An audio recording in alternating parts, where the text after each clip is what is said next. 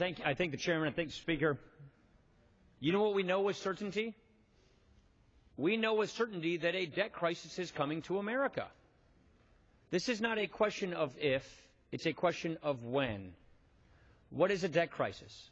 It means we can't keep living beyond our means. It means we can't keep borrowing from our children's future. Our generation of Americans, we're being selfish. We are taking from the next generation their future. We have a moral obligation to fix that. And if we have a debt crisis, those who get hurt the first and the worst are those who need government the most.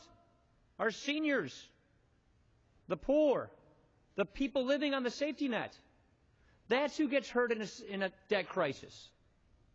We have an obligation to do something about this. And so what does this bill do? This bill simply says, Congress, do your job. When I grew up in Wisconsin, if you had a job and you did the work, then you got paid. If you didn't do the work, you didn't get paid. It's that simple. And here's the point. We have a law. It's called the Budget Act. It requires that Congress passes a budget by April 15th. All we're saying is, Congress, follow the law. Do your work. Budget. And the reason for this extension is so that we can have the debate we need to have. It's been a one-sided debate. The House of Representatives has passed budgets. The other body, the Senate, hasn't passed a budget for almost 4 years. We owe our constituents more than that. We owe them solutions. And when both parties put their solutions on the table, then we can have a good, clear debate about how to solve the problem.